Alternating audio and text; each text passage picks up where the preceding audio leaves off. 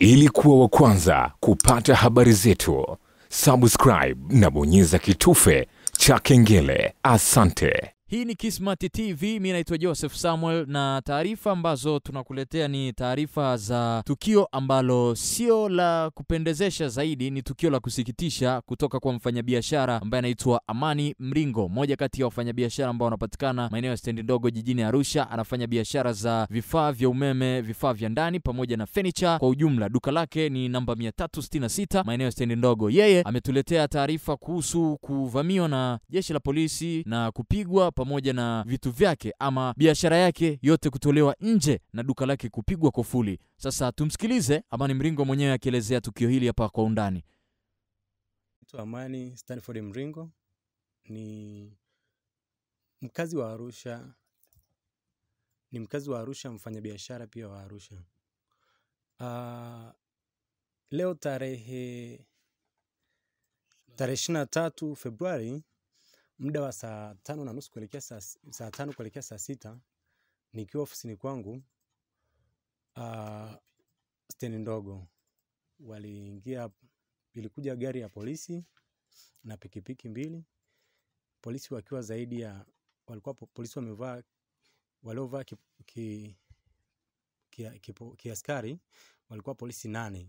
Waliokuwa wamevaa kiraia sikuweza kuhesabu kwa sababu pia walikuwa ni wengi.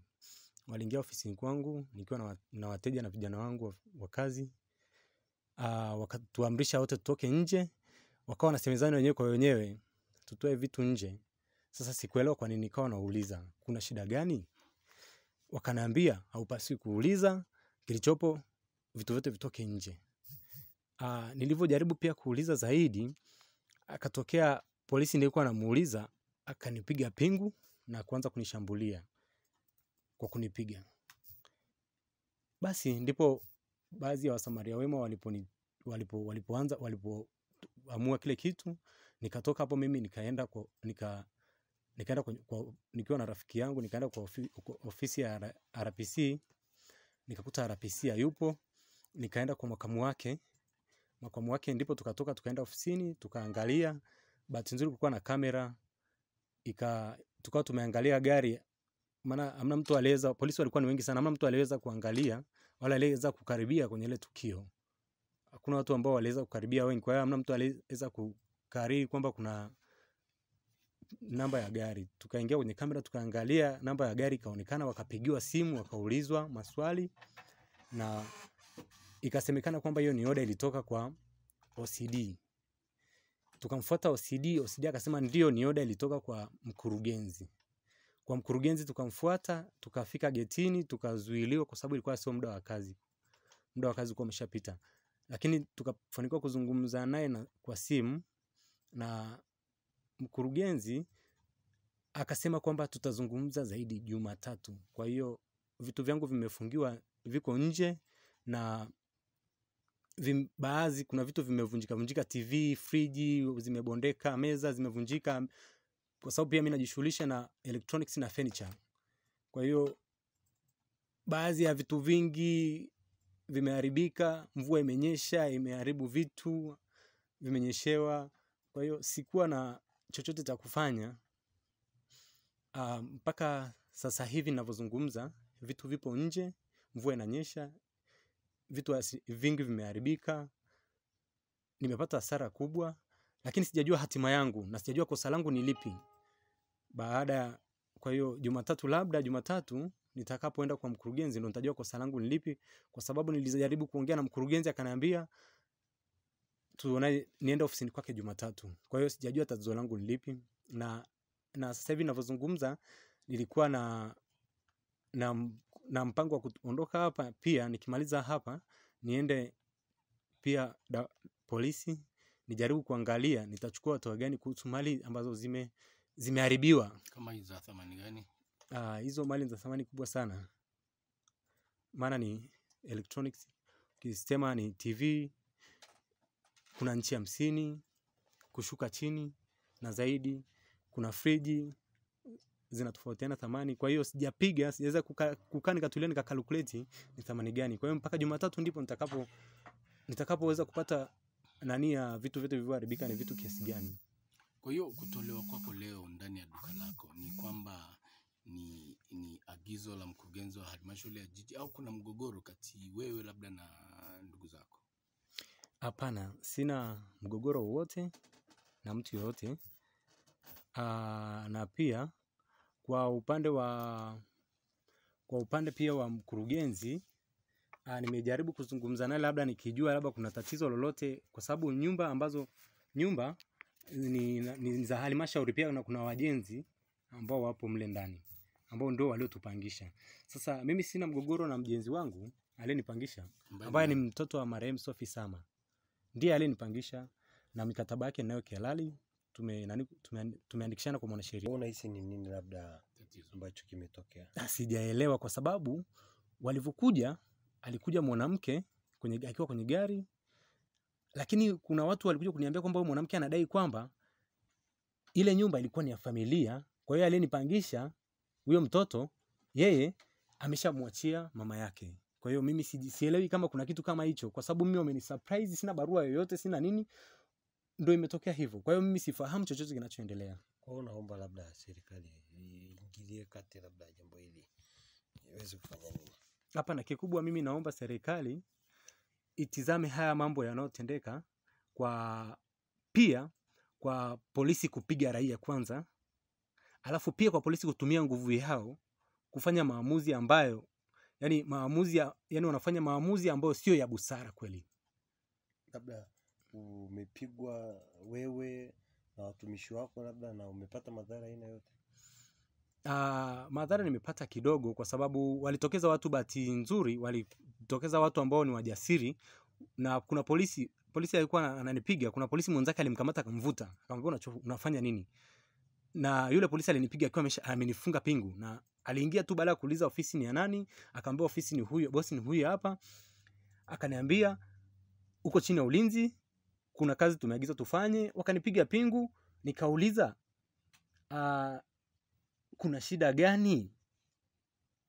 Ndipo akaanza kunishambulia, na vijana wangu walivyoona kwamba walivyokuwa wanaita usaidizi, na ndipo akapigwa kijana wangu ambaye ni kama ndugu yangu pia, na akampiga huyo.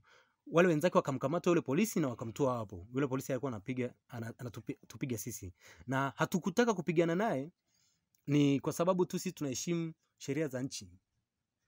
Kwa hiyo sisi tulikaa tu, yeye akafanya anavyotaka, na mwishoe wenzake wakamtoa lile eneo, na mkuu wao alikuwa in charge akanifungua mikono, akauliza kwa nini kijana amepigwa pingu, anakosa gani?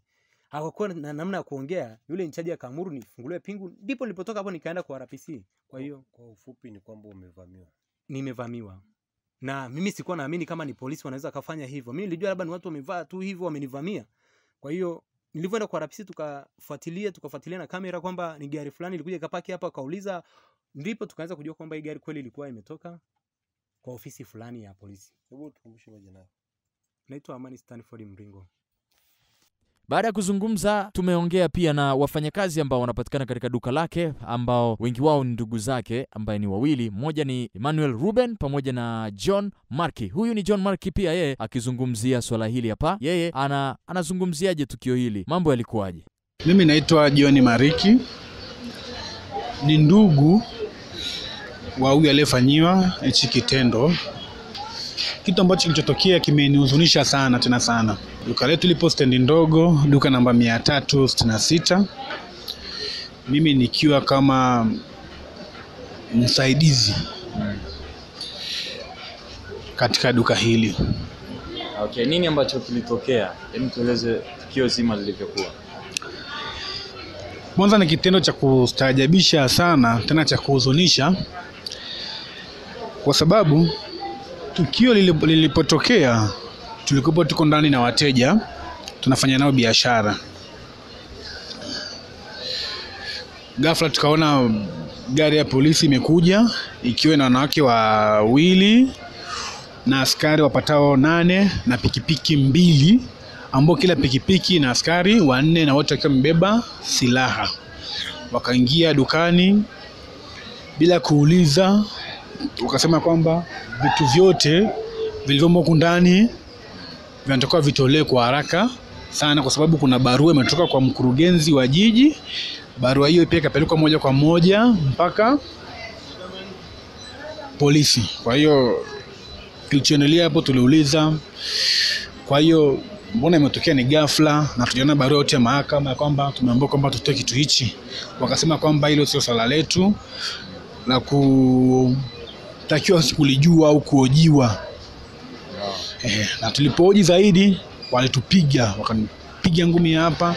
Ndugu yangu yule na yeye alipouliza pale wakampiga na kumfungia, wakamfunga pingu. Basi kabidi tutoke nje tuangalie kitu ambacho kinachoendelea. Ndio. Na baadhi ya vitu ama vitu ambavyo vimetolewa nje, kuna vitu ambavyo vimepotea, labda kama ni pesa ni kiasi gani, au vimetolewa vyote viko kama vile? Ni vitu vidogo vidogo tu ambavyo tumechomoa kama flash kwenye TV wamechomoa. Mafriji mengine walishinda kubeba wakayagongeza, kwa hiyo mengine yamebonyea. Mengine yamegongwa pembeni. Kwa hiyo ndio hivyo, ukiangalia kama mvua tena imetupa tena hasara, vitu vingine vimenyeshewa. Lakini pia hata Emmanuel Ruben naye alikuwa na haya ya kuzungumza. Kwa jina naitwa Emmanuel. Ni mhusika katika duka ile ambalo limetolewa vitu nje. Nilikuwa ndani na mteja. Wakaja askari wengi wakaingia dukani, wakasema toka nje. Na kuna baadhi ya mfanyakazi wetu mmoja amepigwa, pia bosi amepigwa. Tukatolewa nje, wakaanza kutoa vitu. Sikujua shida nini, wakuja na kueleza shida nini, ila walisema toka nje, na wakaanza kutoa vitu na kufunga duka na kuondoka. Okay, so wewe hasa unafikiri sababu hasa ni kitu gani, na wenyewe tumetolewa vitu nje ama kuna watu wengine ambao vitu wametoka nje? Sababu sijajua ni nini, ila ni sisi tumetolewa vitu. So ni kitu gani ambacho unacho kuzungumza sasa wewe kama kuhusiana na tukio kama hili lililotokea? Sina kuzungumza, ila kwa jinsi walivyokuja, japokuwa ni askari, ingetakiwa kuongea kwanza tuelewane, sio kuja na kuanza kutishia na kuanza kupiga watu na kutoa vitu dukani. Na baadhi ya mali pia zimeharibika sana. Kama kuna friji zimeharibika, kuna TV zimevunjika, kuna flash zimeibiwa. Na labda kuna watu wa pembeni labda baada ya kuona vitu vimetolewa nje wakaja wakachukua, au hamna watu wote walikuwa wameingilia? Ni jeshi la polisi ni hamna ambao walikuwa wameingilia, sababu askari pia walikuwa wengi na pia watu waliogopa kwa jinsi walivyokuja. Hatukuishia hapo tu, tulipiga hatua na kumtafuta jirani ama mfanyabiashara mwenzake ambaye ameshuhudia tukio zima la vifaa ama vitu vyake ama biashara yake kutolewa nje pamoja na yeye kupigwa. Huyu ni Haji Hassan ambaye naye alishuhudia tukio hili.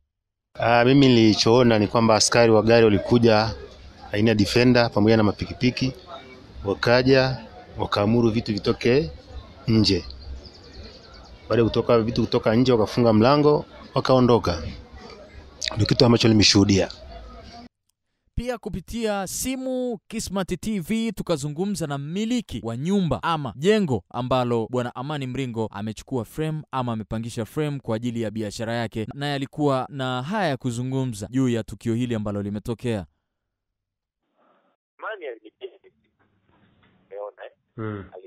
simu akaniambia bwana kuna mama amekuja vile vile, nikamwambia huyo ndio yule mama mkubwa nilikuwa nakwambia, na kama amekuja Arusha hata Samora utamuona hapa, sababu Samora anamfahamu mama ni mkorofi. Kila ninachokutii na kukupa angalizo, kaa tu na mama vizuri, ongea naye vizuri, tutaelewana, hakuna shida. Umeona ile mambo yakaenda, mama akaenda kwa mkurugenzi kule, akaonyesha dokumenti zake za kushinda na ukamili wa kibanda na kila kitu. Kazi zote alikuwa nazo. Yule mama alitoka Arusha akaja kwangu, mama yule mama mdogo. Umeona akaja kwangu akaniambia kwamba bwana mimi kile pale nimeshinda, nimeenda kule nimekuta mpangaji yupo na nini, kabe yule jamaa anaitwa Amani. Na kweli mimi nimeingia naye mkataba, na ule mkataba tumeingia miaka 2, nikamuonyesha yule mkataba. Umeona na mimi nikamwambia, mama aliniambia hivi, nimeshaonana na mkurugenzi, tumeshaongea, kwa hiyo tuna appointment mimi bora na mwanasheria wa serikali za mitaa na appointment kwa mkurugenzi mwezi wa kwanza. Unaona maana hiyo habari ilikuwa ni mwaka jana mwezi wa 12 hapo nadhani. Basi kweli ameenda Arusha.